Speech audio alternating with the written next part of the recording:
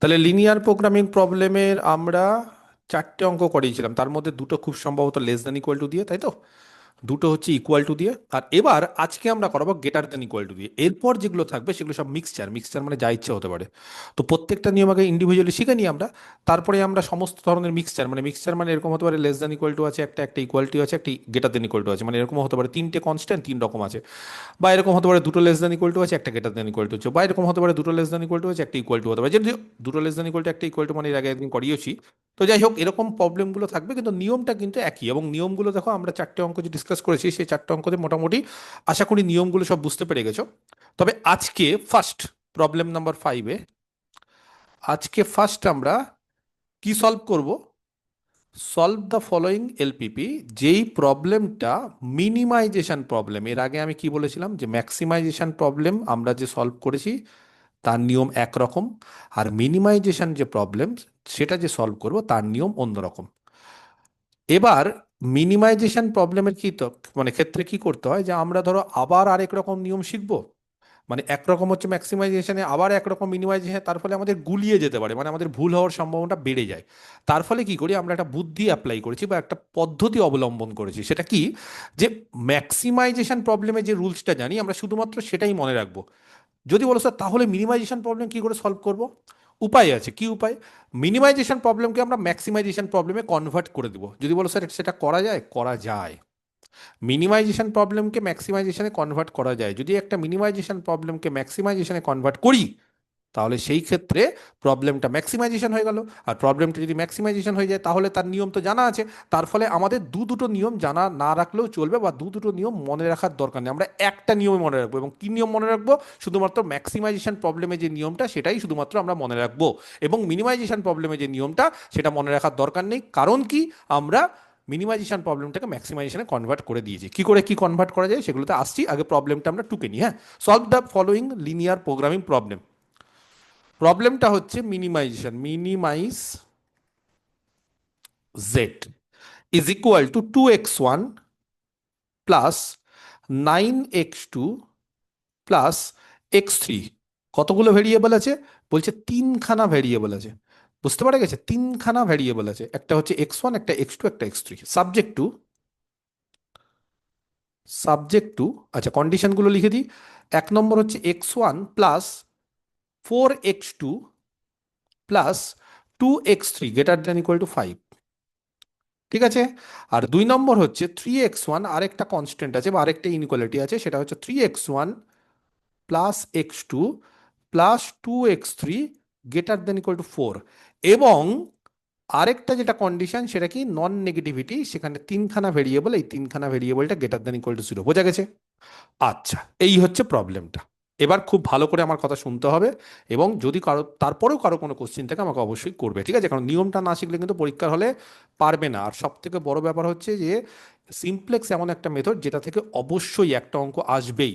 আর একটা বড় ব্যাপার হচ্ছে সিমপ্লেক্স মেথড না শিখলে এর পরবর্তীতে আরো দুটো মেথড আছে, একটা হচ্ছে টু ফেস, আরেকটা হচ্ছে ডুয়ালিটি। সেই দুটো মেথড থেকেও অঙ্ক আসে, এবং সেগুলো বেসিক্যালি হচ্ছে সিমপ্লেক্স মেথডেরই একটা, মানে কি বলবো, যে একটা অ্যাডভান্স বা একটু একটু বেশি একটা এক্সট্রা। মানে সিমপ্লেক্স মেথডে যা যা করেছো সেখান থেকে একটু এক্সট্রা দু একটা জিনিস মনে রাখতে হবে। তার ফলে সিমপ্লেক্স মেথডটা মনে রাখাটা খুব জরুরি।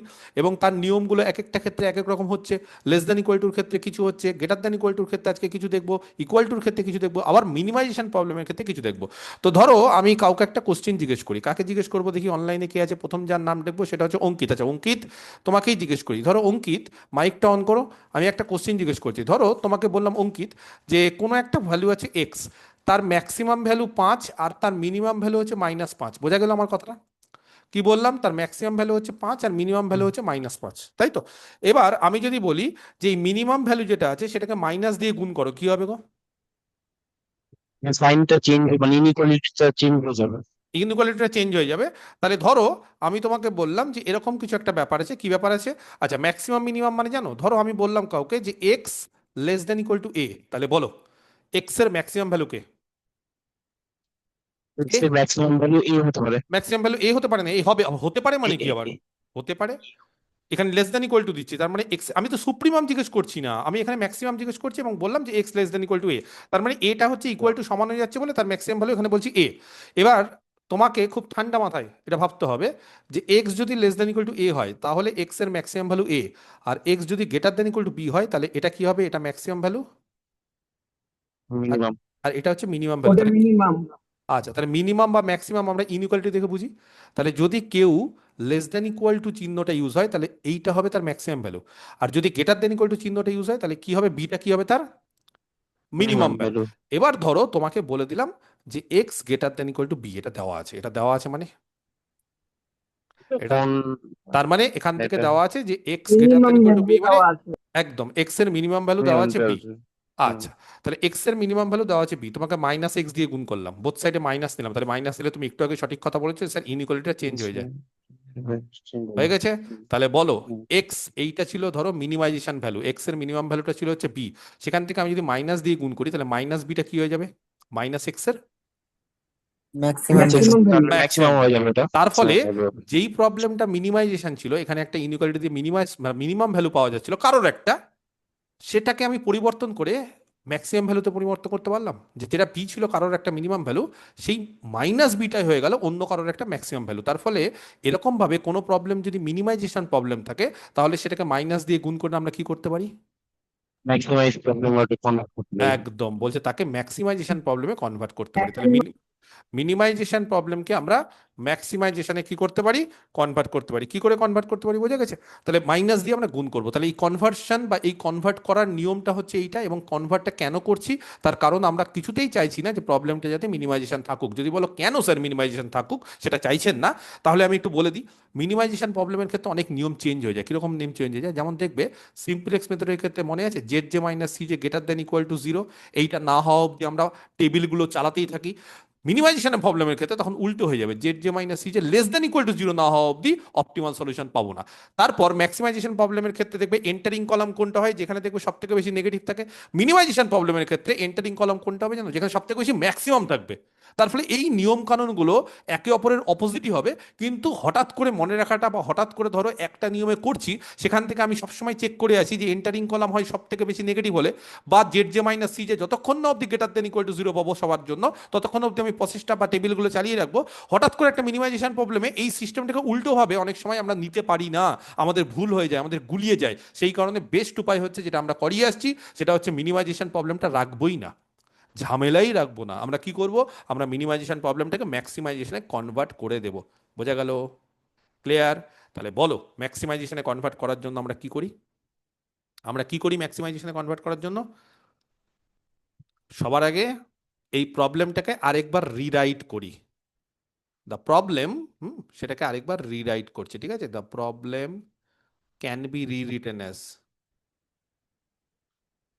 এই যে প্রবলেমটা সেটাকে আমরা রিরাইট করছি। কিভাবে রিরাইট করছি?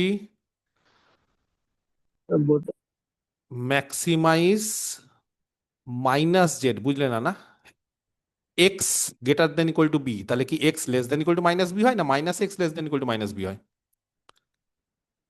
বুঝতে পেরেছো? জেড যেহেতু আছে আমি মাইনাস দিয়ে গুণ করছি মানে এটা মাইনাস জেড হয়ে যাবে। তার ফলে এখানে কি হয়ে যাবে বলো, মিনিমাইজেশনটা ম্যাক্সিমাইজেশন হয়ে গেল। কেন বুঝতে পেরেছো? কিন্তু জেডের না, কিন্তু মাইনাস জেডের। যদি বলো স্যার কেন এখানে মাইনাস জেড নিচ্ছেন, জেড কেন নিচ্ছেন না, কারণ এক্স যদি এক্স এর মিনিমাম ভ্যালু যদি বি হয় তাহলে ম্যাক্সিমাম ভ্যালু কি হবে, মাইনাস এক্স এর মাইনাস বি, তাই না? তার ফলে এক্স কে মাইনাস দিয়ে গুণ করছি, তাহলে এখানে জেড এর মিনিমাম ভ্যালু যা হবে মাইনাস জেড এর ম্যাক্সিমাম ভ্যালু তার নেগেটিভটা হবে। কি বুঝতে পারলে না? না, জেড এর মিনিমাম ভ্যালু যা হবে, এখানে এক্স দিয়ে করিয়েছি, আচ্ছা তোমাদের সুবিধার্থে এখানে জেড দিয়ে করিয়ে দিই।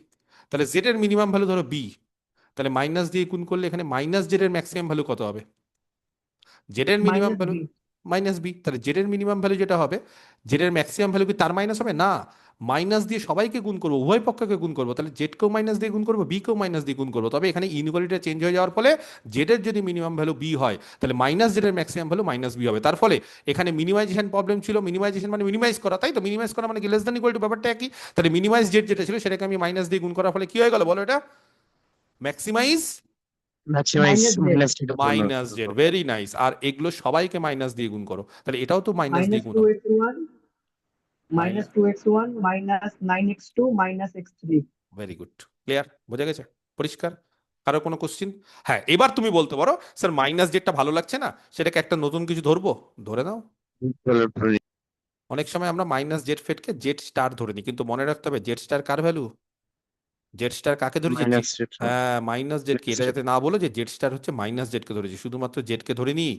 আর তার পাশাপাশি অবজেক্টিভ ফাংশন যেটা, সেটা হচ্ছে -2x1 -9x2 -x3 হয়ে গেল। এবার সাবজেক্ট টু কি হবে? minus x1 minus না না x1 না না না minus না না না না না, 2x2. একদমই না, একদমই না, একদমই না। সাবজেক্ট টুটা কোনো চেঞ্জ হবে না, সাবজেক্ট টু কোনো চেঞ্জ হবে না, খালি আমি এই প্রবলেমটাকে এইটাকে চেঞ্জ করেছি, এগুলোকে কিছু চেঞ্জ করিনি, যা আছে তাই, শুধুমাত্র আমি এইটাকে চেঞ্জ, অবজেক্টিভ ফাংশনটাকে চেঞ্জ করেছি। জেড এর মিনিমাম ভ্যালু পাওয়ার কথা ছিল, আমি মাইনাস জেড এর ম্যাক্সিমাম ভ্যালু পাচ্ছি, ব্যাপারটা কিন্তু একই। আবার তুমি যদি বলো স্যার আপনি তো মাইনাস জেড এর ম্যাক্সিমাম ভ্যালু পাচ্ছেন, আবার মূল অ্যান্সারে তখন তাকে উল্টে দেবো, তাহলেই তো আমার হয়ে গেল। মানে আমি যদি মাইনাস জেড এর ম্যাক্সিমাম ভ্যালু মাইনাস বি পাই, তাহলে জেড এর মিনিমাম ভ্যালু কত পাবো বলো? আবার এটাকে মাইনাস দিয়ে গুণ করে দেবো, তাহলেই ওটা হয়ে গেল। তার ফলে তুমি হয়তো ভাবতে পারছো যে স্যার আপনার তো কোশ্চেনে ছিল minimisation, maximisation, sorry minimisation problem, সেটাকে তো আপনি ম্যাক্সিমাইজেশনে কনভার্ট করলেন, তাহলে আমার আসল কোশ্চেনের উত্তরটা কি হলো? চিন্তা নেই, আসল কোশ্চেনের উত্তরটা কি হবে জানো? এই কোশ্চেনের অ্যান্সার যা হবে তাকে মাইনাস দিয়ে গুণ করলে আসল কোশ্চেনের অ্যান্সার পেয়ে যাবো। বোঝাতে পেরেছি কি পারিনি? বোঝা গেছে? ক্লিয়ার? ওকে, চলো তাহলে। আচ্ছা, এই মানে কন্ডিশনটা চেঞ্জ হবে না, হ্যাঁ, কন্ডিশন যা ছিল তাই থাকবে, কন্ডিশনে কোনো রকম চেঞ্জ হবে না, কারণ কন্ডিশনে তো কোনো মিনিমাইজেশন নেই। হ্যাঁ, কন্ডিশনে যদি চেঞ্জ হয় তাহলে মাইনাস দিয়ে গুণ করলে তখন কিন্তু এটাও লেস দ্যান ইকুয়াল টু করতে হবে। মানে তুমি যদি মাইনাস দিয়ে গুণ করো তখন কিন্তু এটা লেস দ্যান ইকুয়াল টু করতে হবে, তবে আমরা এখানে গ্রেটার দ্যান ইকুয়াল টু দিয়েই করছি, কারণ মাইনাস টাইনাস এত থাকলে না খুব গন্ডগোল হয়, বেশি ক্যালকুলেশন হয়, তার ফলে মাইনাসগুলোকে সবসময় অ্যাভয়েড করবে। আরেকটা কথা বলে রাখি, এইটাকে মাইনাস করা যাবে না, বি কে কোনোদিন মাইনাস নেবে না। যদি বলো স্যার মাইনাস থাকে, তাকে প্লাস করে দিতে হবে। কি করে দিতে হবে? মাইনাস মাইনাস দিয়ে গুণ করে। বি কোনোদিন যদি মাইনাস থাকে, দেখবে যত কোশ্চিন আমরা এখানে করেছি বি কিন্তু কারোরই মাইনাস পাইনি, কিন্তু অনেক ক্ষেত্রে ইচ্ছা করে বি কে মাইনাস দিয়ে দেয়। যদি দেখো যে বি মাইনাস আছে, থাকতে পারে, রেয়ার কেস, কোশ্চিন কঠিন হলে দেয় অনেক সময়, তখন কি করতে হবে? তখন বিটাকে মাইনাস রাখা যাবে না, তার ফলে তখন কি করতে হবে? ধরো এটা যদি -5 থাকতো, তখন কি করতাম? বোথ সাইডে মাইনাস দিয়ে গুণ করে এটা লেস দেন ইকুয়াল টু 5 করে দিতাম। তার ফলে কোনো রকম ভাবে বি কে কি করবো বলো? আমরা কোনোদিনই নেগেটিভ রাখবো না, যদি দেওয়া থাকে সেটাকে পজিটিভে কনভার্ট করে নেব। বোঝাতে পারলাম? ওকে। সাবজেক্ট টু কন্ডিশন বলো, x1 plus 4x2 plus 2x3 greater than equal two 5, আর কি আছে আরেকটা? 3x1। 3x1 plus x2 plus 2x3 greater than equals to 4. ব্যাস, থেমে যাও, আর বলতে And হবে না, আমি বলে দিচ্ছি, বলতে হবে না আর। x1 x2 x3 greater than equal to 0। আচ্ছা, এবার এটাকে আরেকবার রিরাইট করছি, এগেইন রিরাইটিং দ্য প্রবলেম। এবার খুব ঠান্ডা মাথায় আমি যেটা বলছি সেটা প্রত্যেকে মন দিয়ে শুনবে, যদি না বুঝতে পারো তাহলে আমাকে বলবে। আবার আমরা প্রবলেমটাকে রিরাইট করছি, কি করে রিরাইট করছি? আমরা এবার আহ, এখানে না একটা লাইন ফাঁকা রাখছি, হ্যাঁ, এই একটা লাইন আমি লিখবো, কি লিখবো বলছি। কি করছি আমরা?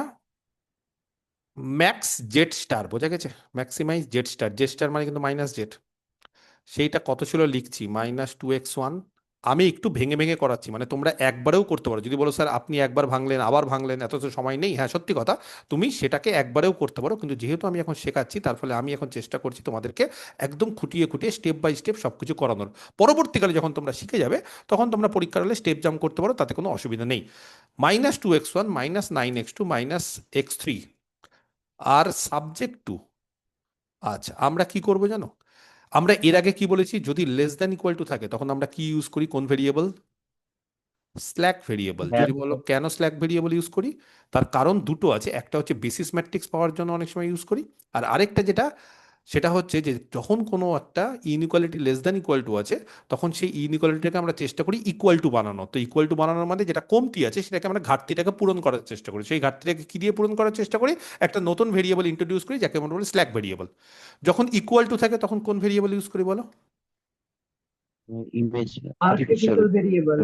আর্টিফিশিয়াল বলে ভেরিয়েবল এক ধরনের আছে, তখন আমরা কি করি? অ্যাকচুয়ালি ইকুয়াল টু থাকলে তো আর তখন এক্সট্রা বাড়তি কিছু নেই বা কমতি কিছু নেই, তার ফলে আমাদের কিন্তু স্ল্যাক ভেরিয়েবল ইউজ করার দরকার পড়ে না। তখন আমরা কিন্তু ইকুয়াল টুর ক্ষেত্রে আমরা বেসিস ম্যাট্রিক্স পাওয়ার জন্য একটা আর্টিফিশিয়াল ভেরিয়েবল ইউজ করি। পরবর্তীকালে আর্টিফিশিয়াল ভেরিয়েবলটা কিন্তু আমরা আবার দূরে সরিয়ে দিই, বা আমরা তার কাজ হয়ে গেলে তাকে আমরা রিমুভ করে দিই। আর যদি গ্রেটার দেন ইকুয়াল টু থাকে, যেটা আজকে করাচ্ছি, তখন আমরা অন্য আরেক ধরনের ভেরিয়েবল ইউজ করি, যে ভেরিয়েবলটাকে কি বলা হয় বলো? সারপ্লাস। Plus variable. সারপ্লাস মানে এক্সট্রা। যখনই কোনো জিনিস বাড়তি থাকে, অনেক স্কুল বা অনেক কলেজে, কলেজে তো যদি না, স্কুলে দেখবে বলা হয় যে সারপ্লাস টিচার। সারপ্লাস টিচার মানে পার স্টুডেন্ট বা 40 জন স্টুডেন্টের জন্য একটা করে টিচার বা এরকম একটা নিয়ম আছে আমাদের। সেই নিয়মের থেকেও দেখো হয়তো স্টুডেন্ট সংখ্যা কমে গেছে, স্কুলে ভর্তি হচ্ছে না, স্কুলে হয়তো 200 স্টুডেন্ট, টিচার হয়তো 15টা বসে আছে, তখন বলে যে না, ওই স্কুলে অত টিচার লাগবে না, আমাকে সারপ্লাস টিচার হয়ে গেছে, তার ফলে আমাকে কি করতে হবে, ওই টিচারগুলোকে সারপ্লাস করে দিয়ে অন্য জায়গায় দিয়ে দিতে হবে, তার মানে কমিয়ে দিতে হবে। তার মানে যেই জিনিসটা বাড়তি আছে তাকে আমরা কমিয়ে দেব। প্লাস করে দেওয়া মানে বাড়িয়ে দেব, আর সারপ্লাস করে দেওয়া মানে কমিয়ে দেব। বোঝাতে পেরেছি? তাহলে এই যে কমতি, এই কমতিটা এখানেও দরকার। যদি বলো কেন স্যার, কারণ x1 + 4x2 + 2x3 এটা বলছে 5-এর থেকে বেশি বা সমান। যদি সমান হয়ে যায় তাহলে ঠিক আছে, কিন্তু যদি 5-এর থেকে বেশি হয়ে যায় তখন কি করবো জানো? আমরা একটা সারপ্লাস ভেরিয়েবল ইউজ করব। সেই সারপ্লাস ভেরিয়েবলের নাম দিলাম কত বলো? x4, এবং সেটাকে বিয়োগ করব, যোগ করব না। বুঝলে? কি করব? বিয়োগ করব। তার ফলে ধরো এইটা মিলে হয়তো যোগফল 6, তাহলে x4 এর মান কে বলতে পারে? 6-এর থেকে কত বিয়োগ করলে 5 আসবে, তাই না? এটা ধরো 6, তাহলে আমি 1, তার মানে আমি যখন x4টাকে 1 নিয়ে নিবো, বা -x4কে -1 নিবো। তার ফলে যখনই বাড়তি কিছু থাকবে সেটা কমানোর জন্য আমরা কি করলাম, -x4 ইকুয়াল টু কত? 5। যদি বল স্যার ইকুয়াল টু অত দূরে লিখছেন কেন, আমার মর্জি, আর কোনো কারণ নেই। ঠিক আছে, মর্জি কেন, তার পিছনে রহস্য আছে বা তার পিছনে কিছু জিনিস আছে, আসছি। নেক্সট পরেরটা দেখো, 3x1 + x2 + 2x3, এখানেও তো >= 4 আছে, তার ফলে এখানেও কি হবে, একটা সারপ্লাস ভেরিয়েবল ইউজ করব। কত, সেটার নাম দিলাম -x। এর আগে কিন্তু স্ল্যাক ভেরিয়েবল যোগ করেছি, আর্টিফিশিয়াল যোগ করেছি, কিন্তু সারপ্লাস কি করব, বিয়োগ করব। কেন বুঝতে পেরেছো বিয়োগ করব?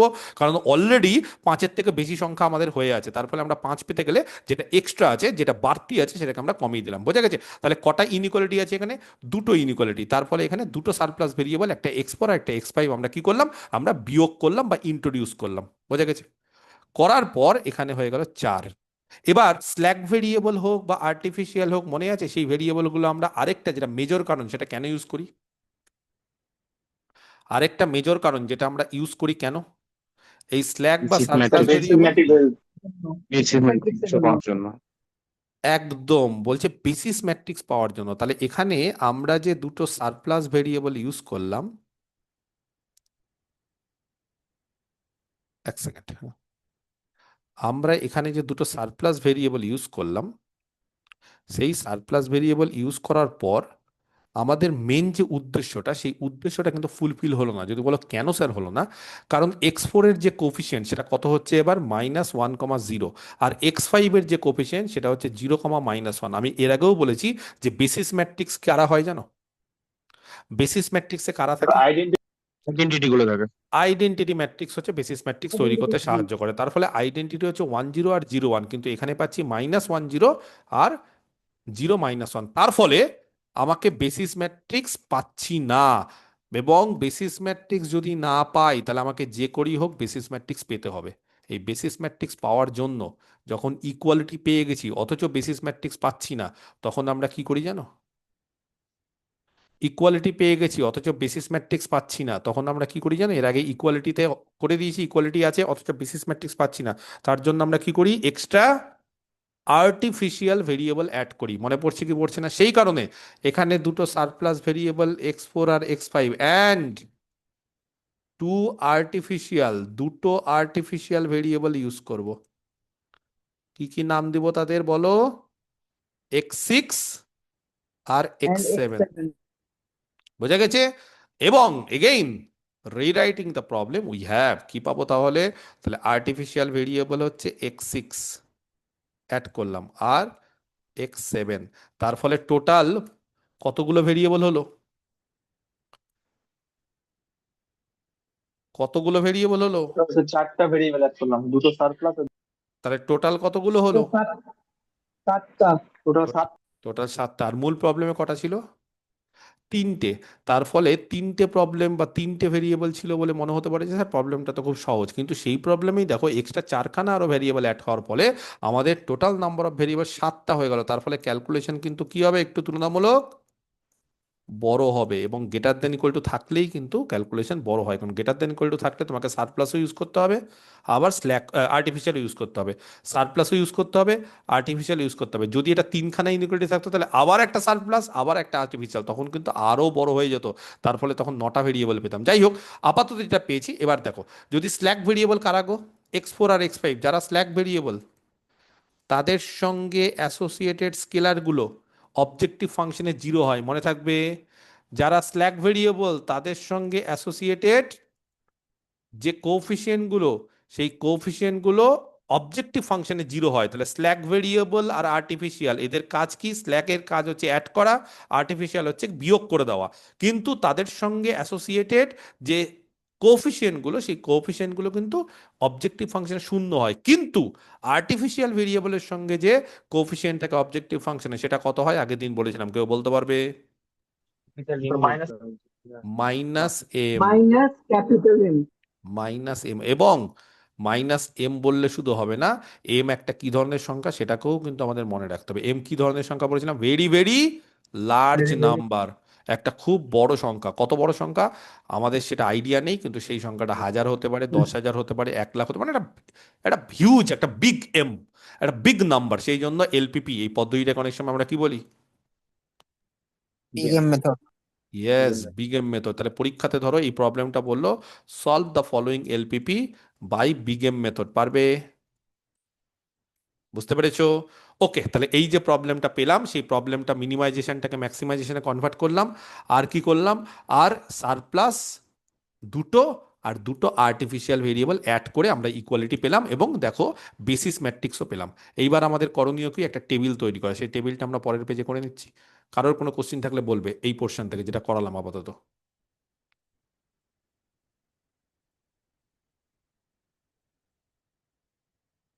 ঠিক আছে? কারো কোনো কোশ্চিন? বিশ্বজিৎ, মন্ডল, সরকার, কোনো কোশ্চিন? না স্যার নেই। সব বুঝতে পেরে গেছো? চয়ন, কোনো কোশ্চিন? হ্যাঁ চয়নের কোনো কোশ্চিন নেই? ও কোনো অনও নেই, কিছু নেই? ও আছে না অন? স্যার, নেই, স্যার আচ্ছা। আছে। কঙ্কনা, কোনো কোশ্চিন? বুঝতে পেরে গেছো? ঠিক, পেরেছি। ঠিক আছে। তাহলে এবার আমাদের করণীয় কি? একটা টেবিল তৈরি করা। যে টেবিলটা আমরা এর আগের দিনও তৈরি করেছিলাম, তার আগের দিনও তৈরি করেছিলাম, এবং টেবিলটা তৈরি করার একটা নিয়মও বলে দিয়েছিলাম। সেই নিয়মটা মেনটেন করে আমরা একটা টেবিল তৈরি করছি। ঠিক আছে? আচ্ছা,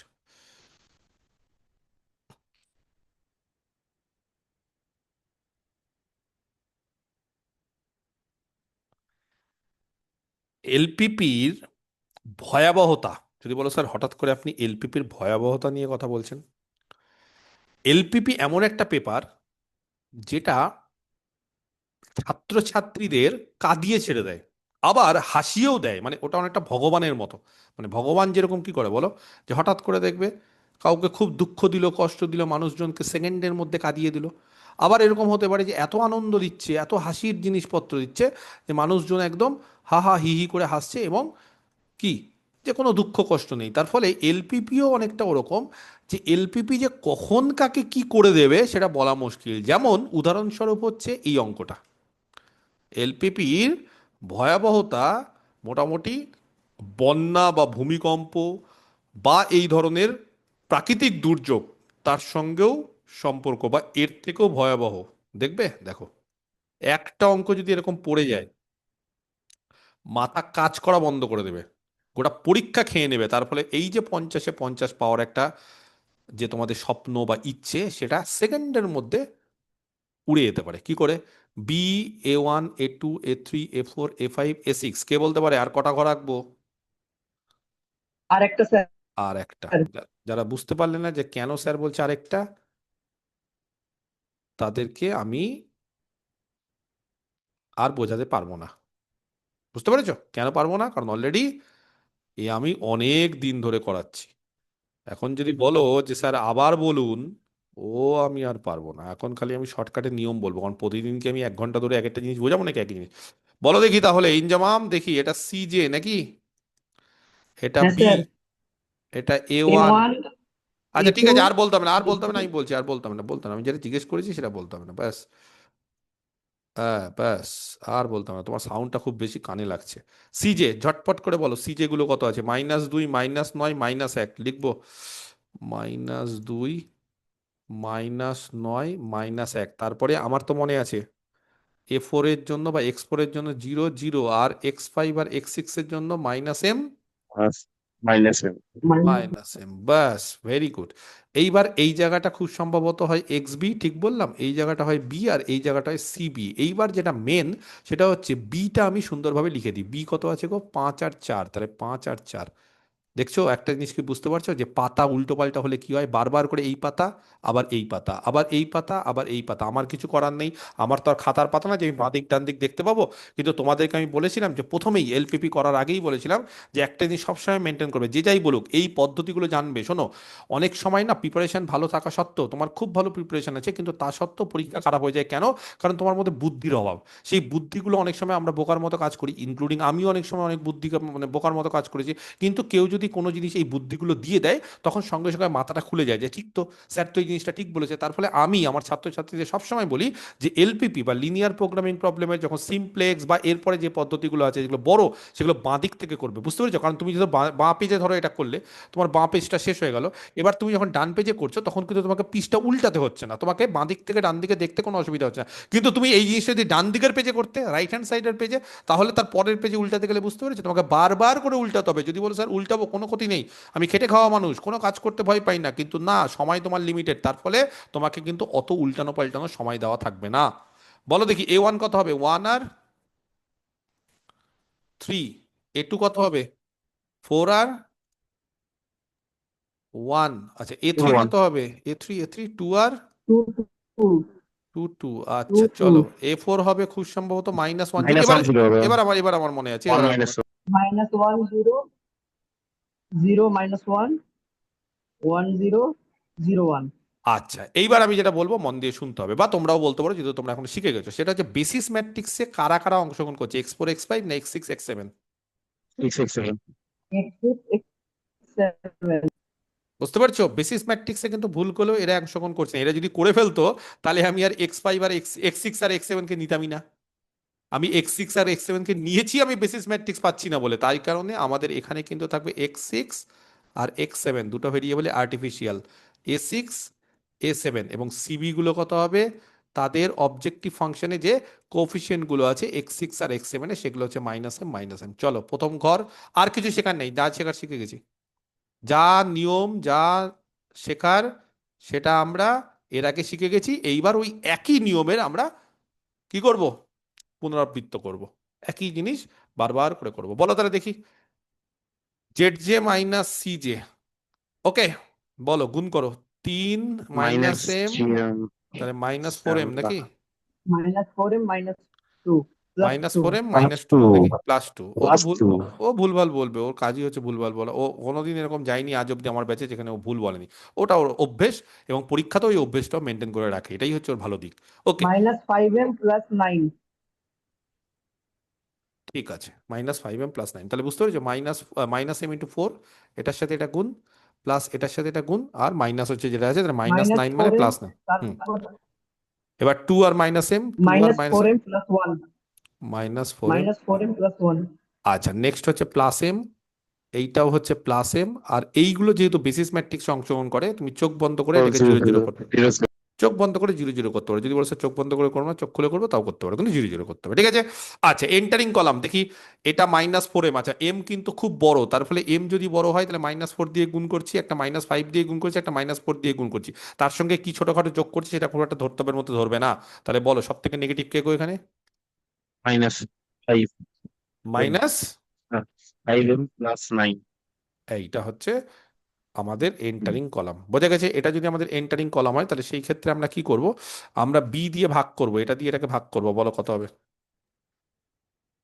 এটা দিয়ে এটাকে ভাগ করব, তাহলে এটা দিয়ে এটাকে ভাগ করলে আমাদের হবে 5কে 4 দিয়ে ভাগ করলে 4, আর 4কে 5 তাহলে এইটাই এটা সত্যি, মিনিমাম আছে, তাহলে এটাই মিনিমাম মিনিমাম হবে। হবে। আচ্ছা, এইটা যেহেতু মিনিমাম হবে তাহলে এখানে আছে হচ্ছে x6 বা a6, সেটা বেরিয়ে যাবে।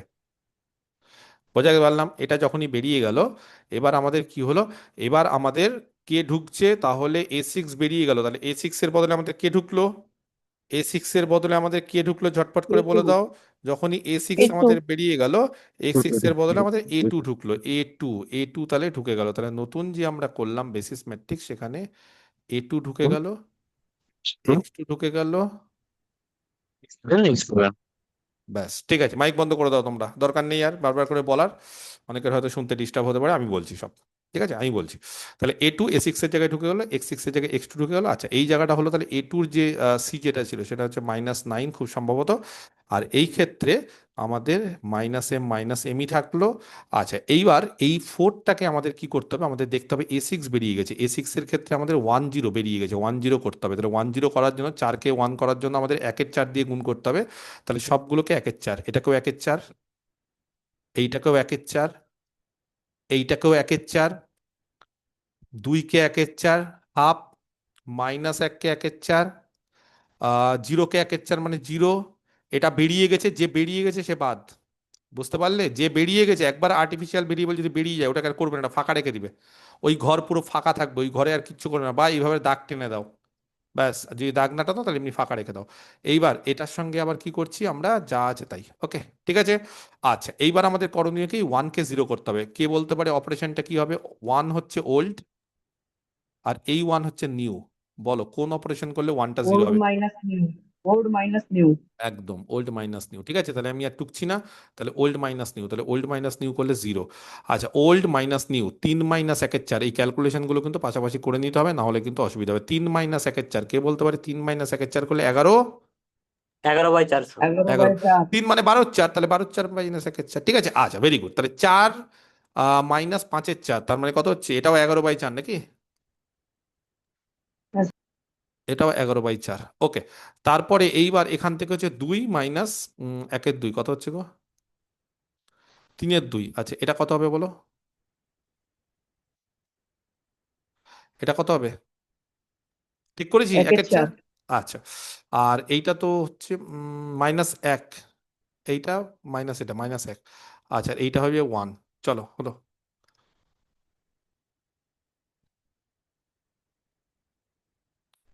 হয়েছে?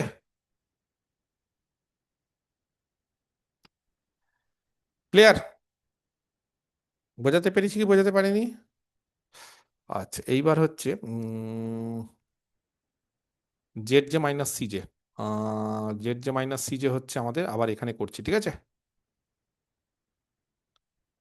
ওকে, বলো দেখি, z j minus c j যদি করি, তাহলে এখান থেকে আবার 1-এর 4 মাইনাস, ক্যালকুলেশন কিন্তু বাড়বে, আমি বলে দিচ্ছি, ক্যালকুলেশন কিন্তু বাড়বে। তার ফলে ক্যালকুলেশনকে ভয় পেলে হবে না। এটা কত হবে গো? এটা কত হবে বলো? আহ, মানে একটা কাজ করি, -11/4m করবো আগে। এই যে এটা দিয়ে আগে গুণ করি, এমটাকে আগে রেখে দিই। আর তারপর কত হচ্ছে বলো না কেউ একজন? -9-4 মাইনাস plus নয়ের 2, চার প্লাস 2, তাহলে কত plus হয় গো? 2, -1-এর 4। -1/4। বাহ, ভেরি গুড, -1/4। আচ্ছা, তারপরে এটা হচ্ছে, এটা 0 আর এম, মানে 0, এটা তো 0 হবেই, বেসিস ম্যাট্রিক্স বলে, আর 0, ক্যালকুলেশন করার দরকার নেই, এটা 0 হবেই, দেখবে। হবেই, মানে ওটা নিয়মই, যারা বেসিস অংশগ্রহণ করবে, A2 বেসিস অংশগ্রহণ করছে, ওটা 0 হবে। ক্যালকুলেশন করে দেখো, -9 +9 0। আচ্ছা, চলো এবার এইটা দেখি, -3-এর 2 এম, -3-এর 2 এম, আর এখানে হচ্ছে 9-এর 2, আর এখানে হচ্ছে +1, -7/2, -7/2, -9-এর 2 আর +1। বাহ, ভেরি গুড। আচ্ছা, এবার এইটা কত হবে গো? -1-এর 4m নাকি? আর এখানে হবে হচ্ছে +9-এর 4 নাকি? আচ্ছা, তারপরেরটা, এটা কত হবে বলো? এম, শুধু এম, আর এইটা হবে 0। বলো এবার সব থেকে বেশি নেগেটিভ কি আছে গো? m/4, 3m/4, তাহলে -11/4 নাকি?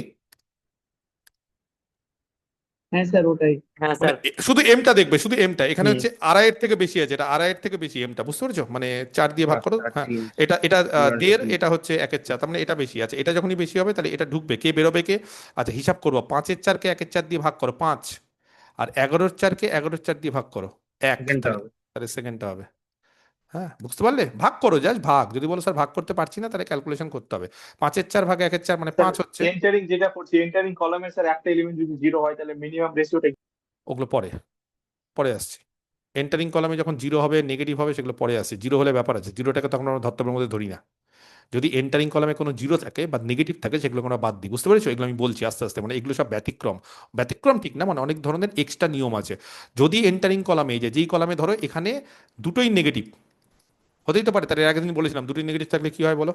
এর আগের দিন বলেছিলাম, যখনই দুটো নেগেটিভ থাকবে অথচ এন্টারিং কলামে দুটোই নেগেটিভ, বা সবগুলো জিরো নিয়ে এন্ট্রি নেবো। নেগেটিভ, সবগুলো এন্ট্রি নেগেটিভ, তখন বলেছিলাম, দেখবে আগের দিনের লাস্ট প্রবলেমটা, সবগুলো এন্ট্রি যদি নেগেটিভ হয় তাহলে কি হবে? সেই সলিউশনটা আগের দিনের লাস্ট প্রবলেমটা বলেছিলাম কি হবে? Unbounded না সরি, solution. এটা হবে না, মানে এটা আনবাউন্ডেড হয়ে আনবাউন্ডেড হয়ে যাবে। যাবে। হ্যাঁ, আনবাউন্ডেড, তার মানে দুটো নেগেটিভ থাকলে হবে না। এবার ধরো একটা জিরো আছে, একটা পজিটিভ আছে, জিরোটাকে বাদ দেবো। যদি বলো কেন স্যার জিরোটাকে বাদ দেবো, আরে জিরো কোনোদিন কাউকে জিরো দিয়ে ভাগ করা যায় যায় না, তারপরে জিরোকে বাদ দেবো। তো এই ধরনের নিয়ম আছে, আমি আস্তে আস্তে বলছি। আগে আমি বেসিক নিয়মটা শিখিয়ে দিই, তারপরে ওই এক্সট্রা যেগুলো হচ্ছে যে কি হলে কি হবে না হলে সেগুলো সব করে দেবো, ঠিক আছে? চিন্তা করো না বিশ্বজিৎ। নেক্সট, তাহলে এটা হলো। এবার তাদের বেরোবে কে, এটা তো বলতে পারলে না। বেরোবে কে? কে বেরোবে? A7 A7 A7 যদি বেরিয়ে যায় তাহলে A7 এর জায়গায় কে এন্ট্রি করবে? A1, X1.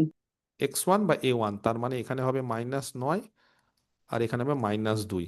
এইবার বলো এই 11/4, তার মানে 0 1 বেরিয়ে গেল। 0 1 বেরিয়ে গেলে এখানে 0 1 চাই, তাহলে 11/4কে যদি 0 1 করতে হয় তাহলে এখানে কত দিয়ে গুণ করতে হবে? 4/11. 4/11। সেই 4/11 দিয়ে সবাইকে গুণ করতে হবে। এখানে কিন্তু ছকের মধ্যে আবার করো না, সবাইকে 4/11 দিয়ে, 4/11 দিয়ে গুণ করো না, এটা কত হবে? 1. 1। 4/11 দিয়ে গুণ করো, 0. 4/11 দিয়ে গুণ করো।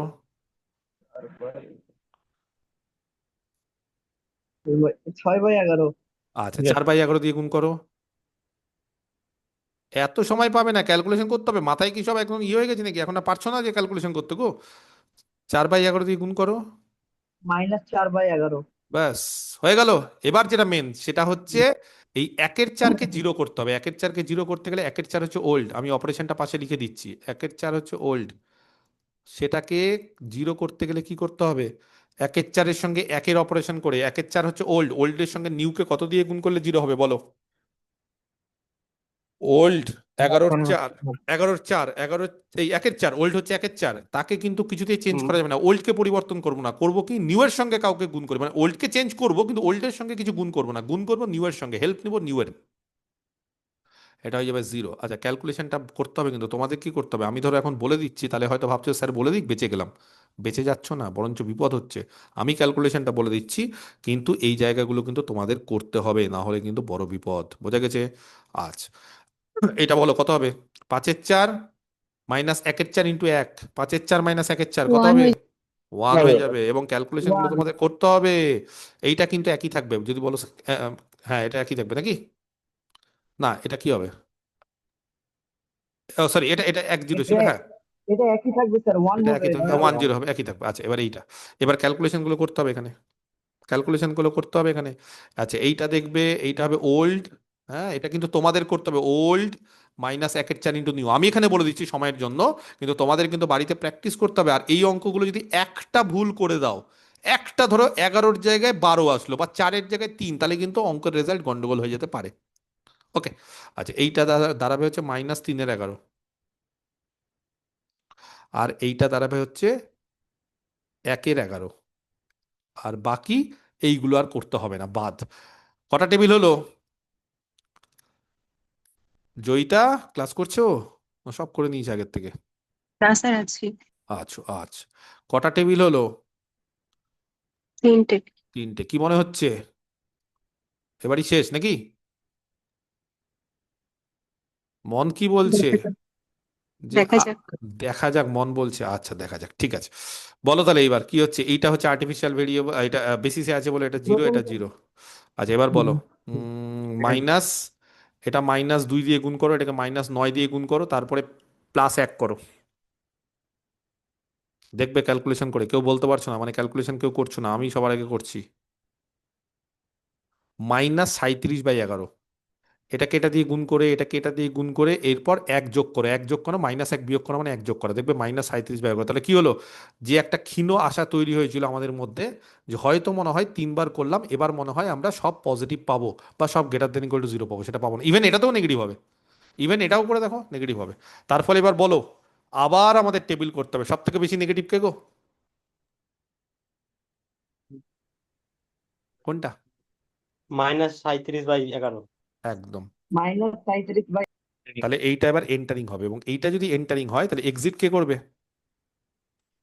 এক্সিট কি করবে? বি বাই এইটা, আর বি বাই এটা, মানে দুটোই এক আছে। এবার বলো, একটা 4-11 দিয়ে ভাগ করছি, একটা 6-11 দিয়ে ভাগ করছি, এটা বড় দিয়ে ভাগ করবো, সেটাতে ছোট হবে, তাহলে কোনটা ছোট হবে?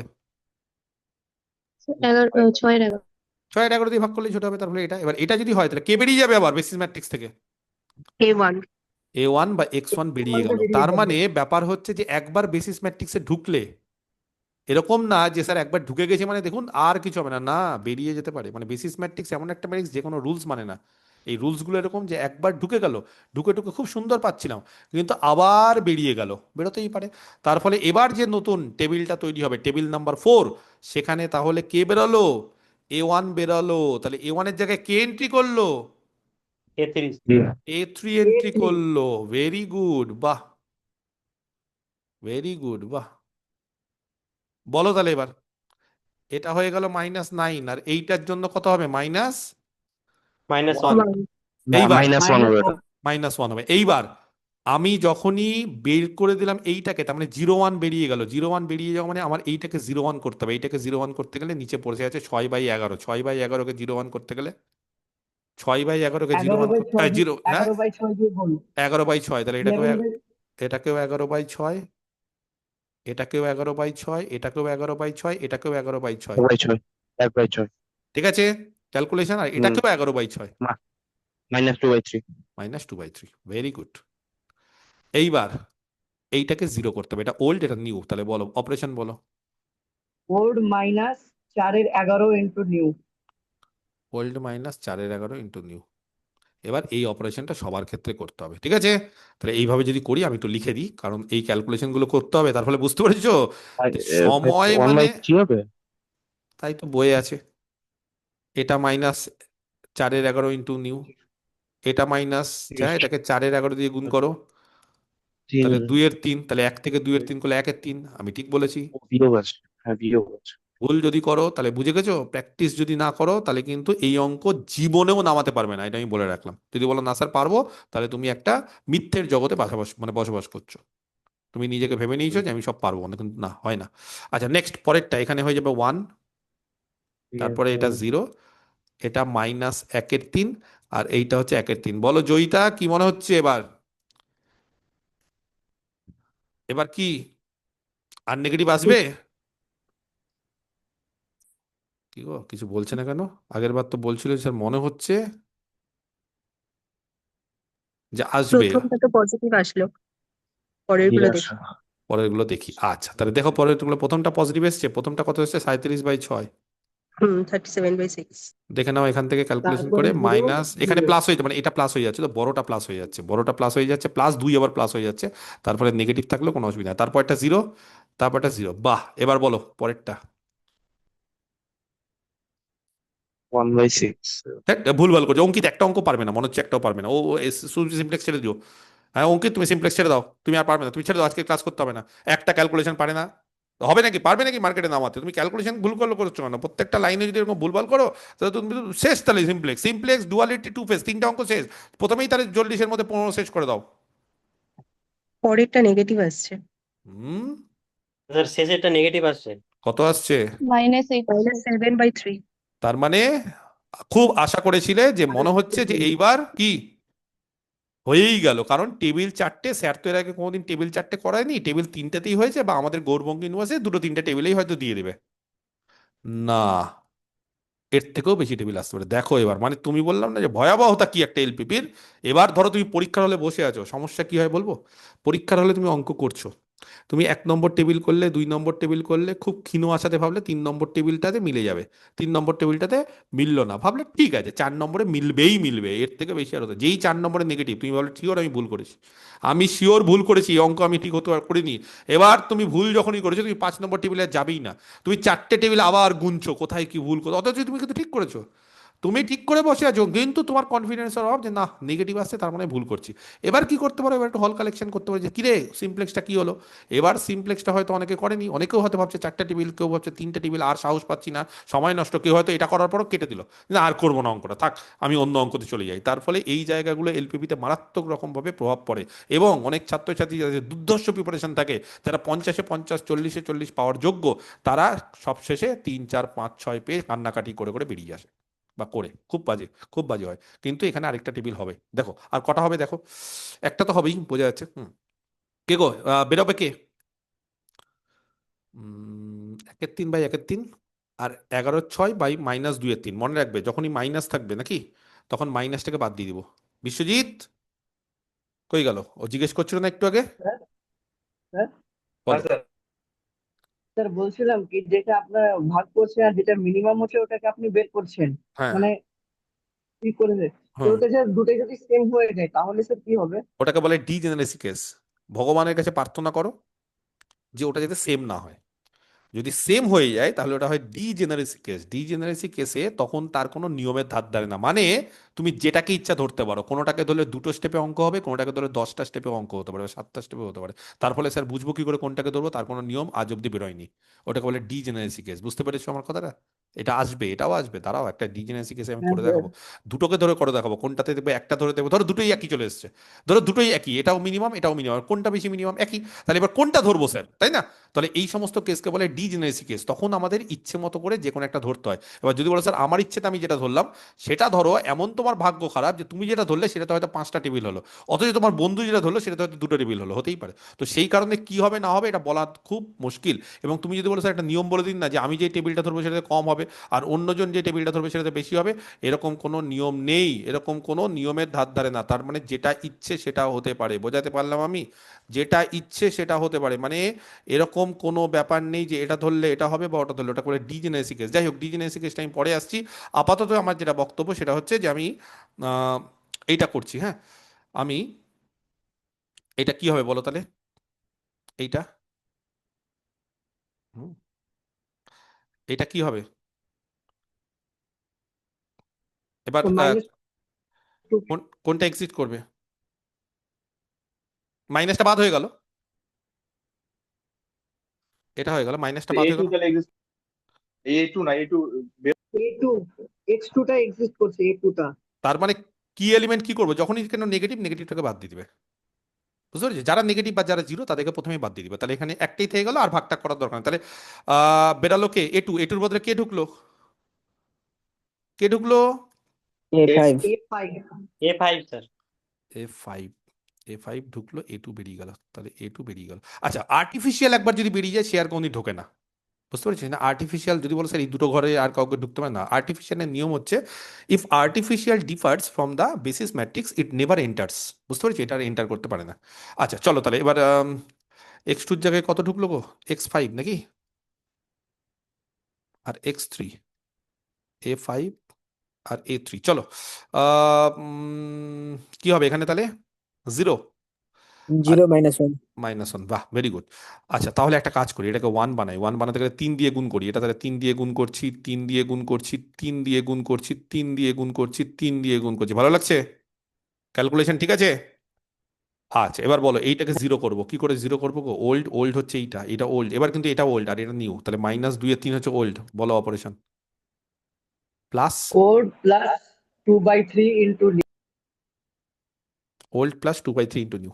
চলো zero, old plus 2/3 into new, old plus 2/3 into new, তাড়াতাড়ি।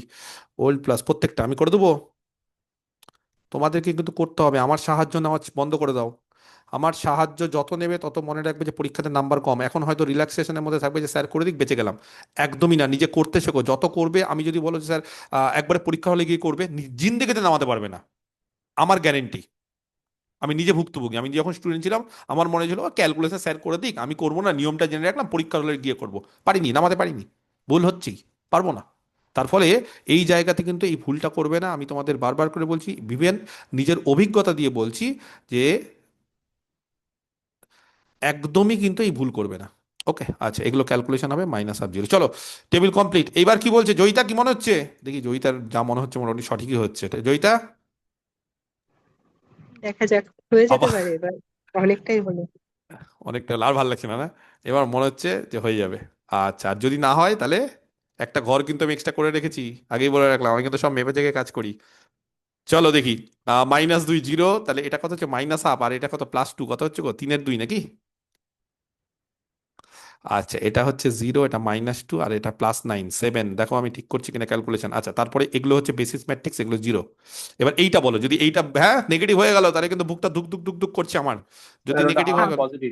হাফ এটা তাহলে কি হলো, হাফ বেঁচে গেল নাকি?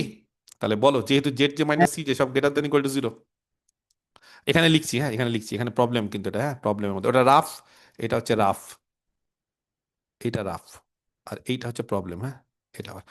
আচ্ছা, তাহলে অ্যাজ ওই লেখাটা যেরকম ভাবে লিখি, জেড যে মাইনাস সি যে যেহেতু গ্রেটার দেন ইকুয়াল টু 0, তাহলে কি বলতে পারি গো? For all j for all j, তাহলে দা অপটিমাল কি ভ্যালু কন্ডিশন হোল্ডস, বা ঠিক আছে we get the optimal solution, যা ইচ্ছা বলতে পারো, কোনো অসুবিধা নেই। তাহলে দ্য অপটিমাল সলিউশন কি হবে গো?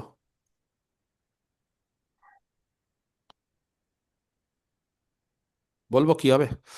আহ এক্স বেসিস ওয়ানটা 0 ম্যাট্রিক্সে, বেসিস 0 ম্যাট্রিক্সে যারা থাকবে না, বেসিস ম্যাট্রিক্সে কারা নেই? x1 নেই 0, x2 নেই 0, আর x3 কত? 5-এর 2, 5/2 5-এর 2, যে x3 মানটা 5-এর 2। এবার যদি বলো সে স্যার x4 আর x5 এদের মানটা তো লিখলেন না, বা x5 এর মানটা লিখলেন না, x5 কি মূল প্রবলেমে ছিল? মূল প্রবলেমে ছিল? তাহলে লিখে কি করবে? লিখবে না। এবার বলো, এটা হয়ে গেল, এইবার দাঁড়াও, এবার আসল জায়গায়, এবার যেই ছাত্রছাত্রীরা যেটা ভুল করে, জেড স্টার ম্যাক্স, বুঝলে? এবার যেটা ভুল করে, জেড স্টার ম্যাক্স মানে জেড স্টারের ম্যাক্সিমাম ভ্যালু। দেখি কে বলতে পারে, কোথায় বসাবো? এখানে বসাতে পারো, বা তুমি এখানে বসাতে পারো, যে ভ্যালুটা পেলাম সেটাই কিন্তু জেড এর মিনিমাম দেবে, মানে তুমি দেখবে জেড স্টারের ম্যাক্সিমাম ভ্যালু কত হবে এখানে। আচ্ছা, সলিউশনটা কত? 0, 0, 5-এর 2, 0, 0, 5-এর 2 হলে কত হবে বলো না? এটা ম্যাক্স জেড স্টার কত হবে 0, 0, 5-এর 2 হলে? বলো, শুধুমাত্র এখানে পাচ্ছি, কত পাচ্ছি এটা? -5/2 মাইনাস মাইনাস ফাইভ 5/2 -5-এর 2। এটা কি মূল অ্যান্সার? এটা কি আমার মূল কোশ্চিন? না, না স্যার আমার মূল কোশ্চিন হচ্ছে জেড মিন। জেড মিন কত? মিনিমাইজ জেড, জেড মিন কত বসাও? 5/2 স্যার 5-এর 2। যদি বলো স্যার ওখানে বসাবো না, তাহলে এটাকে মাইনাস দিয়ে গুণ করে দাও, তাহলে হবে, যেটা ইচ্ছে। তার ফলে আমার এই জেড স্টার ম্যাক্স এটা দরকার নেই, এটা আমি লিখবই না। এটা আমি জেড স্টার ম্যাক্স কেন করেছিলাম? জাস্ট আমার অঙ্ক করার সুবিধার্থে। আমার যখন x1 x2 x3 মান পেয়ে গেলাম, তখন কিন্তু জাস্ট আমি মিনিমাম ভ্যালুটা পেলাম। তাহলে মিনিমাম ভ্যালুটা কত হবে? 5-এর 2। বোঝা গেছে? ক্লিয়ার? তাহলে জেড মিনিমাম হচ্ছে 5-এর 2। এইভাবে আমরা গ্রেটার দেন ইকুয়াল টু থাকলে করে ফেলি, বা এই ধরনের অঙ্ক করি। ঠিক আছে? কারো কোনো কোশ্চিন? তাহলে বিশ্বজিৎ ওটারও অ্যান্সার পেয়ে গেলে, যে স্যার একটা নেগেটিভ যদি থাকে নেগেটিভকে বাদ দিবে, সব সময় নেগেটিভ বাদ, মনে থাকবে না? মনে থাকবে না? আর যদি 0 থাকে 0কেও বাদ দেবো, কারণ সামথিং বাই 0 সবসময় কি হয়ে যায়? আনডিফাইন্ড, অসংজ্ঞাত। তাহলে স্যার x3 মান -5/2 হবে। x3 এর মান -5? না না না, আরে বোকা, আমরা তো এই সিস্টেমে চেঞ্জ করেছি। একই কথা প্রতিবার বলছে কেন ছেলেটা? এখানে হ্যাঁ চেঞ্জ স্যার করেছি আমরা তো, তারা বারবার করে কেন বলছো? আমরা চেঞ্জ করেছি কোথায়? আমরা কোথায় চেঞ্জ করেছি? শুধুমাত্র কোথায় চেঞ্জ করেছি? এই জায়গার বদলে কি করেছি? এই জায়গা বলেছি আমি, একবারও কন্ডিশনকে চেঞ্জ করেছি কোথাও? কন্ডিশন আগে যা ছিল পরে যা ছিল না সবই তো একই আছে, তাহলে তুমি বারবার করে কন্ডিশনে কেন নেগেটিভ বসাচ্ছ? বুঝে গেছি স্যার ভুলে গেছি? বলা যাবে না, একদম বলা যাবে না, কন্ডিশনে নেগেটিভ বসাবো না, মনে থাকবে এগুলোকে নেগেটিভ করবে না, তাহলে কিন্তু এত কষ্ট করে একদম শেষ। আমি চাই না যে এলপিপিতে আমার কোনো ছাত্রছাত্রী কম পাক, কারণ এর আগের বছর বা তার আগের বার যতবারই আমি পড়িয়েছি, বা আমার ছাত্রছাত্রী যারা গৌরবঙ্গ ইউনিভার্সিটি থেকে পাস আউট করেছে, প্রত্যেকে এলপিপিতে, বেশিরভাগ, প্রত্যেকে তো বলাটা ভুল, প্রত্যেকে বলছি না, বেশিরভাগ আগে 32-এ পরীক্ষা হতো, 32-এ 32 পেয়েছে বেশিরভাগ। তোমাদের সিনিয়রদের জিজ্ঞেস করবে, সৌরভ দা, তারপরে বলো দা দিশা দি, তারপরে বলো প্রিয়াঙ্কা দি, তারপরে যারা আরো অনেকে আছে, তারা সবাই দেখবে সব 32-এ 32। কেন?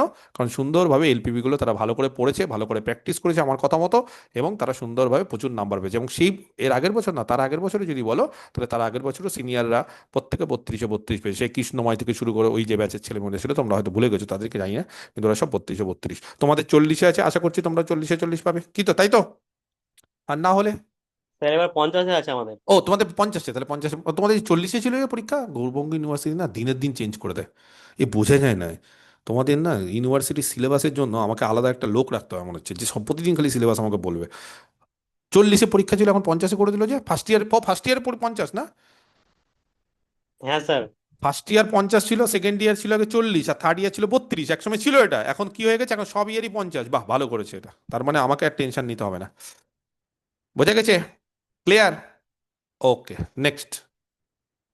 কত নম্বর প্রবলেম করালাম? 5। এবার 6 নম্বর প্রবলেম সলভ বাই। ওটা ছ- হ্যাঁ, কি হচ্ছে, এটা 6 লিখিনি, 5 লিখেছি। দেখছো ইনজামামের টেনশন হচ্ছে লাইফে, যে স্যার স্যার 6 বলে 5 লিখেছে কেন, ও নিয়েও চিন্তা করছে। দেখো, ও ছেড়ে দিতে পারছে না, ও ছোটখাটো ভুল ছেড়ে দিতে পারে না স্যারের, যে স্যার বললো মুখে 6, লিখলো কেন 5? তাহলে প্রবলেম ভুল করুক না করুক, লিখতে ভুল করেছে ভাই, স্যার বলবোই। Solve by Charnes big M method.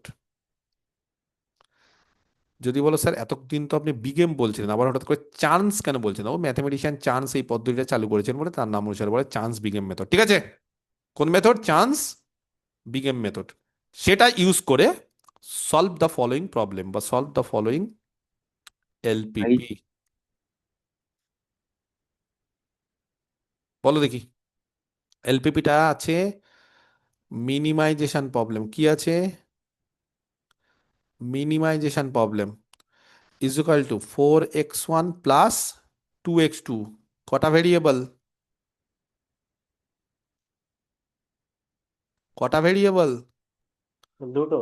দুটো। Subject to 3x1 plus x2 greater than equal to 27। Actually কি বলতো, একটা স্ট্যান্ডার্ড ফর্ম হয়, এটা আমি বলবো। যদি কোনো প্রবলেম ম্যাক্সিমাইজেশন হয় তাহলে তার স্ট্যান্ডার্ড ফর্মে তখন লেস দেন ইকুয়াল টু হয়, বেশ স্ট্যান্ডার্ড বলছি। এবার কেউ ধরো স্ট্যান্ডার্ড ফর্মে নেই, তাও হতে পারে। আবার কেউ যদি মিনিমাইজেশন প্রবলেম হয় তাহলে তার স্ট্যান্ডার্ড ফর্ম হচ্ছে গ্রেটার দেন ইকুয়াল টু, এরকম একটা স্ট্যান্ডার্ড ফর্ম হয়, যেটা আমরা ডুয়ালিটি মেথডে শিখবো ভালো করে। ঠিক আছে, আচ্ছা নেক্সট হচ্ছে x1 plus x2 greater than equal two 21।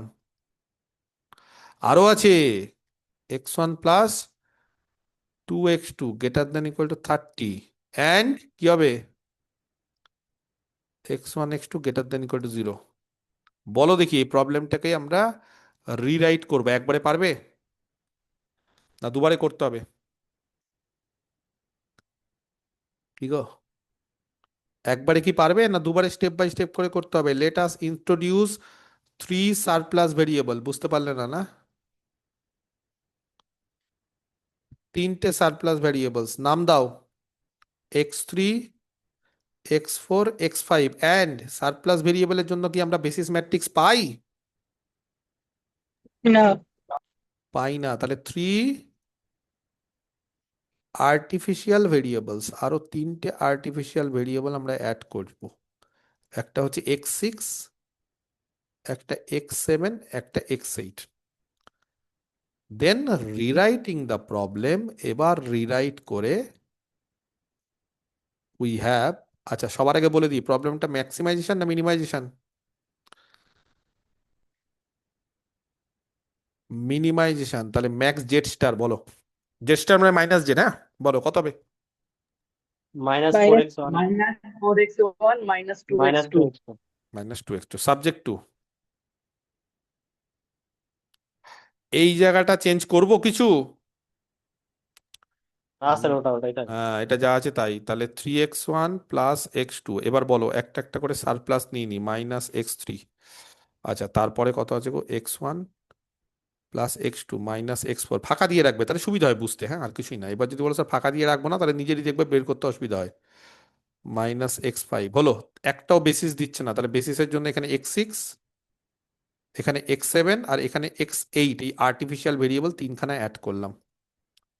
বলো এখানে কত হচ্ছে? 27, তারপর 21, তারপর 30। চলো, আর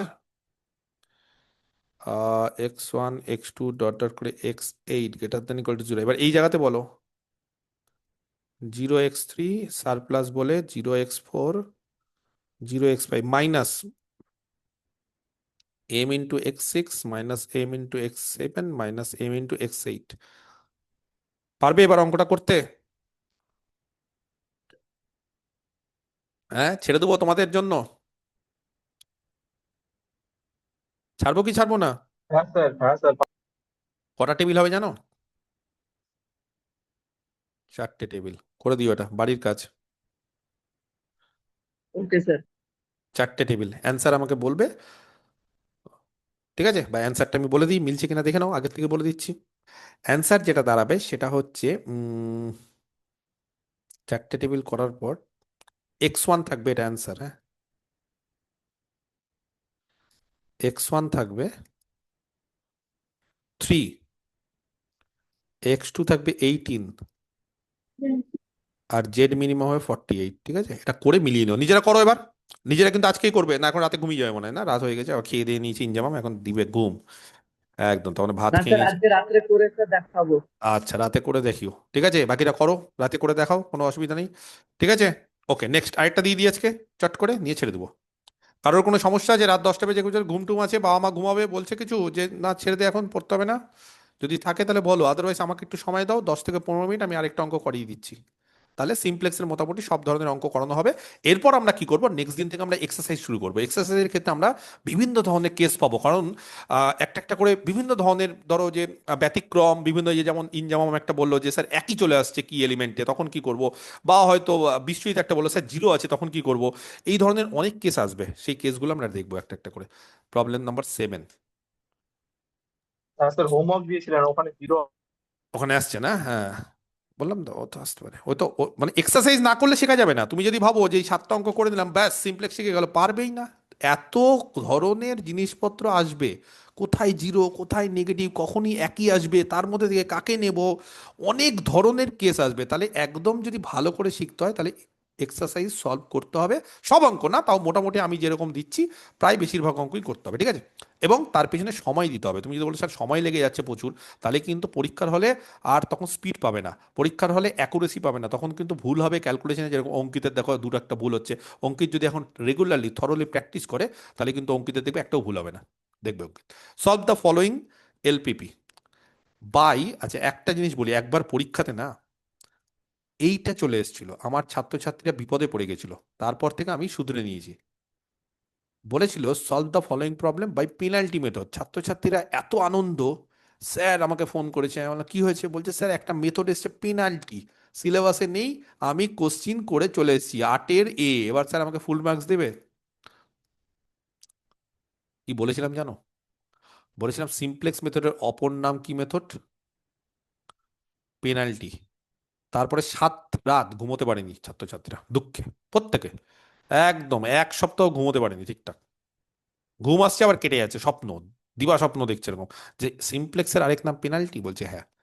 তাহলে এই যে নামগুলো, এই নামগুলো জেনে রাখতে হয়। একবার এরকম এসেছিল, ইকুইভ্যালেন্সের জায়গায় এসেছিল আরএসটি রিলেশন, প্রমাণ করে এই রিলেশনটা আরএসটি, ইকুইভ্যালেন্সের জায়গায় আরএসটি, রিফ্লেক্সিভ সিমেট্রিক ট্রান্সিটিভ, এটাও হয়েছিল, ছাত্রছাত্রীদের দিয়ে দিয়েছিল আরএসটি, ওরা সব আনন্দে শুধুমাত্র কোশ্চিনটুকে চলে এসেছে, বলছে স্যার নাম্বার পেয়ে যাবো সিলেবাসের বাইরে। তো এই জায়গাগুলো কিন্তু একটু মাথায় রাখবে, penalty method, big M method, simplex method, সব কি, সব সেম মেথড, মনে থাকবে। তাহলে solve the problem by penalty বা সিমপ্লেক্স। আচ্ছা, সলভ করছি, ম্যাক্সিমাইজ। স্যার পেনাল্টির পাশে ব্র্যাকেটে সিমপ্লেক্স লিখে দিলেও একটু ভালো। হ্যাঁ স্যার। কত কি করতে হবে তোমাদের জন্য দেখো।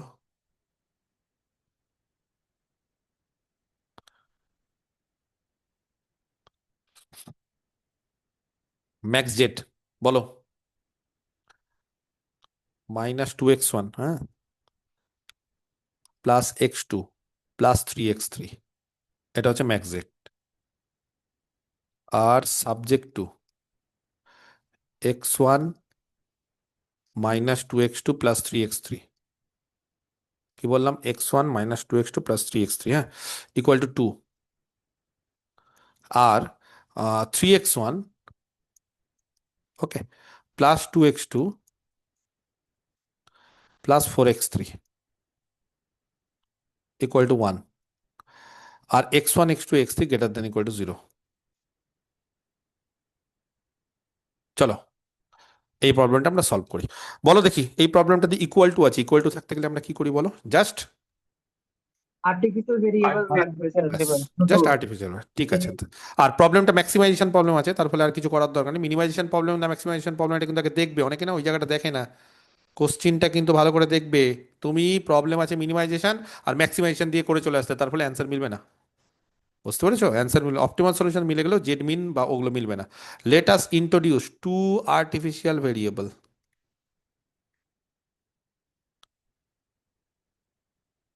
কি কি আর্টিফিশিয়াল ভেরিয়েবল? একটা হচ্ছে x4 আর আরেকটা হচ্ছে x5, অ্যান্ড রিরাইটিং দ্য প্রবলেমটাকে যদি রিরাইট করি, উই হ্যাভ, পাবো দেখবে, max z is equal to -2x1 plus x2 plus 3x3, আর সাবজেক্ট টু যেটা দাঁড়াবে সেটা হচ্ছে x1 -2x2 plus 3x3 plus কত, x4 ইকুয়াল টু 2, আর পরেরটা দাঁড়াবে হচ্ছে 3x1 plus 2x2 plus 4x3 plus x5, এটা আর্টিফিশিয়াল ইজ ইকুয়াল টু 1। এবার আর্টিফিশিয়ালের জন্য কত হয় গো, -m × x4 -m × x5, আর এই জায়গাতে যতগুলো ভেরিয়েবল আছে x1 x2 x3 x4 x5 সেগুলো সব গ্রেটার দেন ইকুয়াল টু 0, বোঝা গেছে? সেগুলো সব গ্রেটার দেন ইকুয়াল টু 0। এবার টেবিল করবো আমরা, হ্যাঁ।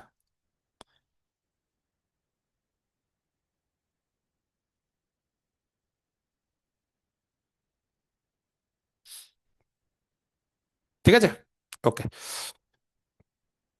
এটা একটু মানে ইয়ে হবে, মানে নাম্বার অফ টেবিল বা নাম্বার অফ, কি বলবো, যে কলামটা কম হবে। কেন, বুঝতে পেরেছো? কলামটা কম হবে।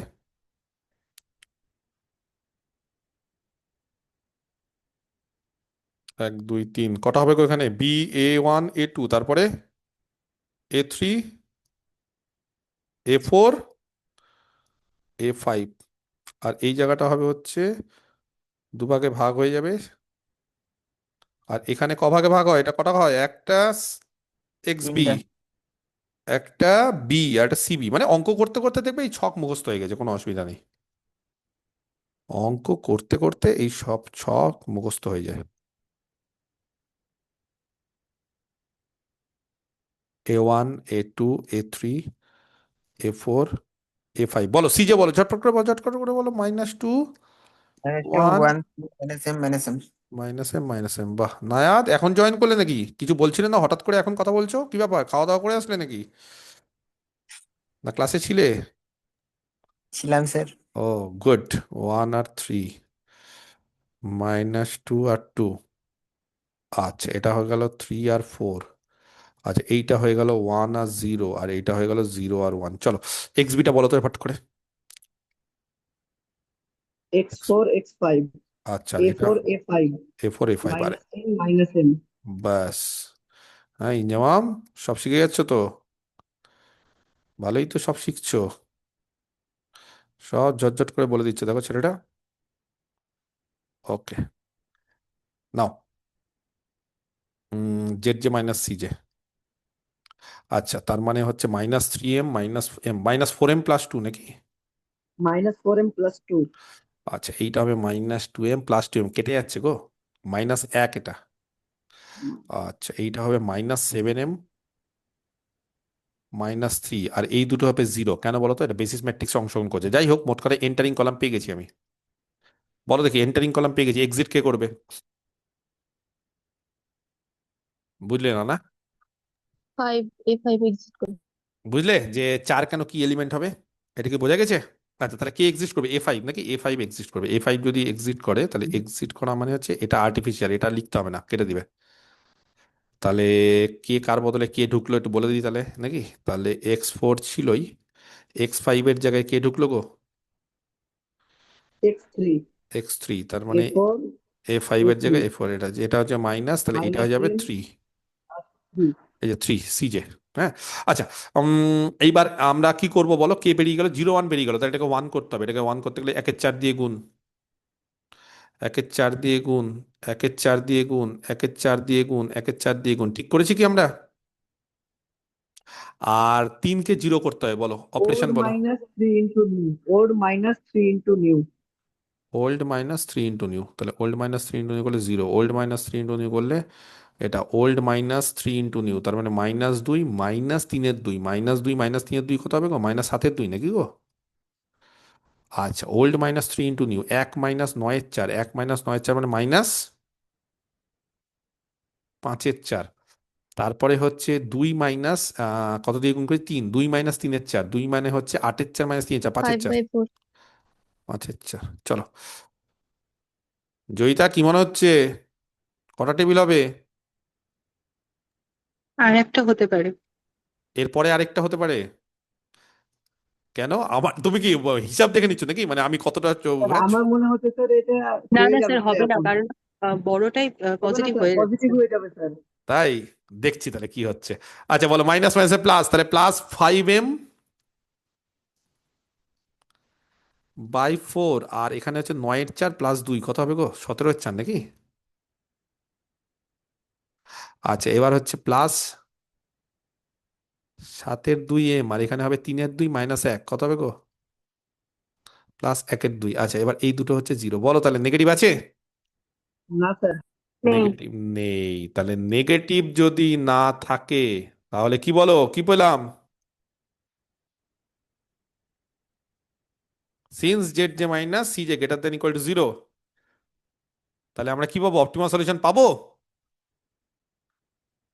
বলছে না, এটা হচ্ছে একটা ব্যতিক্রম অঙ্ক। বলছে আচ্ছা জেড জে ঠিক আছে। Minus c j greater than equal to 0, ভালো কথা, কিন্তু তাও আমরা অপটিমাল সলিউশন পাবো না। যদি বলো কেন, কারণ আমি যে নিয়মটা শিখেছিলাম সেটা বা বলেছিলাম সেটা অসম্পূর্ণ বলেছিলাম, এবারে একটু অ্যাড করে দিই, কারণ তখন যদি বলতাম সম্পূর্ণ তাহলে হয়তো বুঝতে পারতো না। Z j minus c j শুধুমাত্র গ্রেটার দেন ইকুয়াল টু 0 হলেই হবে না, তার পাশাপাশি দেখতে হবে যে বেসিস ম্যাট্রিক্সটা পাচ্ছি সেই বেসিস ম্যাট্রিক্সে যাতে কোনো আর্টিফিশিয়াল ভেরিয়েবল না থাকে। কথা বুঝতে পারলে? কোনো আর্টিফিশিয়াল ভেরিয়েবল বেসিসে থাকবে না। যদি বলো স্যার এই জিনিসটা আগে লক্ষ্য করিনি, দেখো দেখো লক্ষ্য করেছো কিনা, এই যে বেসিস ম্যাট্রিক্স কোনো আর্টিফিশিয়াল থাকবে না। যদি বলো স্যার আর্টিফিশিয়ালকে একটু বলে দিন, আর্টিফিশিয়াল x6 x7 নেই, থাকবেই না, যদি থাকে বেরিয়ে যাবে। কিন্তু লাস্ট মুহূর্তে একদম শেষে এমনি তো থাকতে পারে, কিন্তু শেষে শেষে মানে বুঝতে পেরেছো, যখন z j minus c j greater than equal to 0 পেয়ে গেছি, সব গ্রেটার দেন ইকুয়াল টু 0, অথচ আর্টিফিশিয়াল ভেরিয়েবল থেকে যাচ্ছে বেসিস ম্যাট্রিক্সে, সেটা থাকলে হবে না। যদি এরকম কেস অ্যারাইজ করে যেখানে z j minus c j greater than equal to 0, but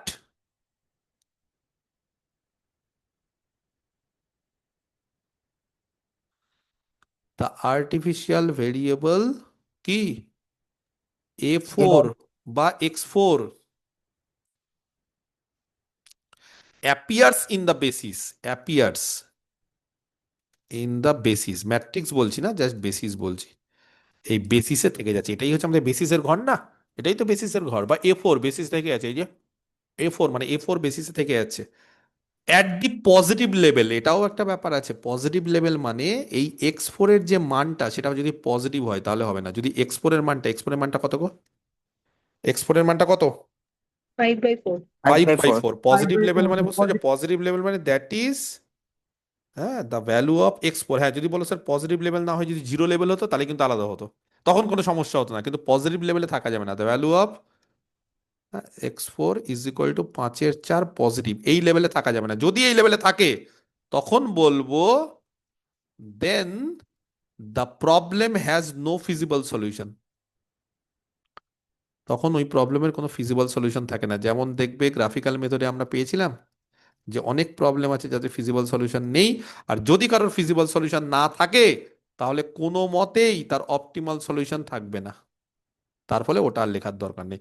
কখন এটা হয়, যদি এই যে বেসিস ম্যাট্রিক্সে x4 a4 থেকে যাচ্ছে সব z j minus c j greater than equal to 0। হ্যাঁ যদি z j minus c j greater than equal to 0 না হতো তাহলে তো আবার টেবিল তৈরি হতো, তখন ধরো ধরো এটা একটা এন্টারিং কলাম, এটা নেগেটিভ হলো, সাপোজ এটা নেগেটিভ, তখন আবার শুরু করতো, আবার একটা কলাম হতো, আবার একটা টেবিল হতো, ঠিক আছে। কিন্তু যেহেতু এখানে z j minus c j greater than equal to 0, কিন্তু z j minus c j greater than equal to 0 হলেই যে সবসময় অপটিমাল সলিউশন থাকবে সেটা না, তার পাশাপাশি দেখতে হয় যে কোনো আর্টিফিশিয়াল ভেরিয়েবল যাতে পজিটিভ লেভেলে না থেকে যায়। এখানে যেহেতু থেকে যাচ্ছে তাহলে সেখান থেকে আমরা বলতে পারবো কিছুতেই এই প্রবলেমটার অপটিমাল সলিউশন নেই। কেন? কারণ এই প্রবলেমের ফিজিবল সলিউশনই থাকে না। বোঝা গেল? তাহলে সব ধরনের অঙ্ক মোটামুটি করালাম, কিন্তু তার মানে এটা না যে আরো অনেক অঙ্ক মানে সবই পারবো।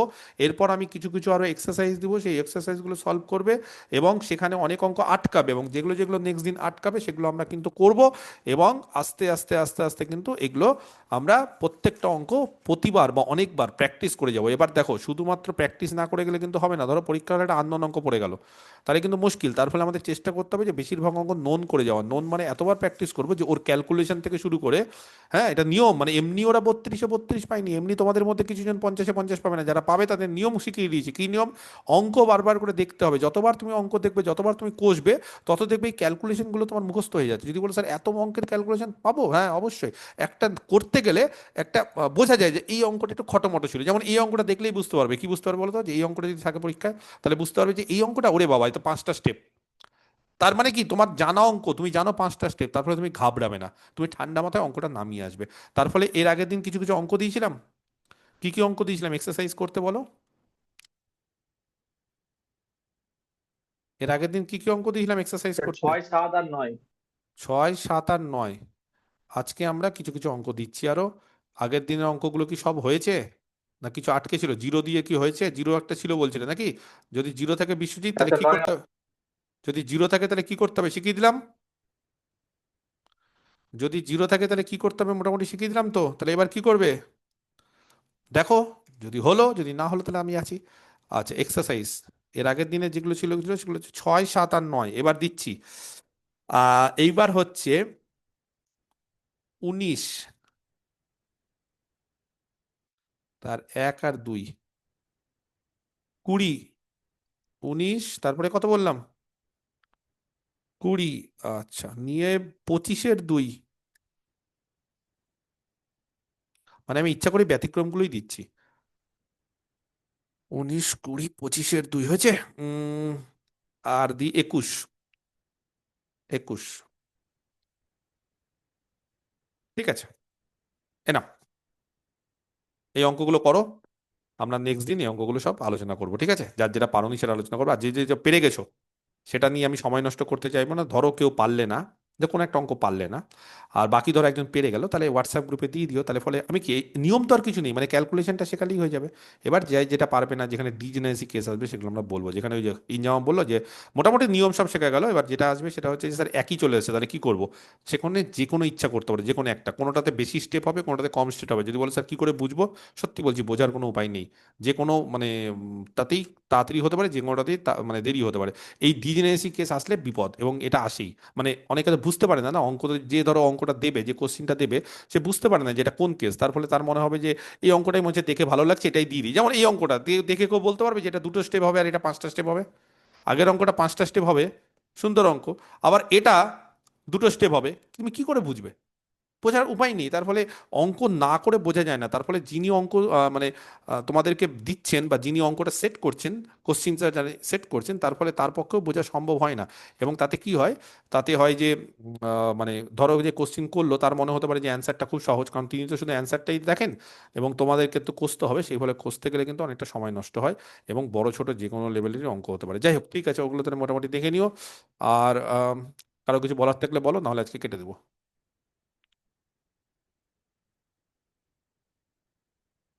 কিছু নেই, তাহলে কালকে চলে আসো সকালবেলা 9:30, ঠিক আছে?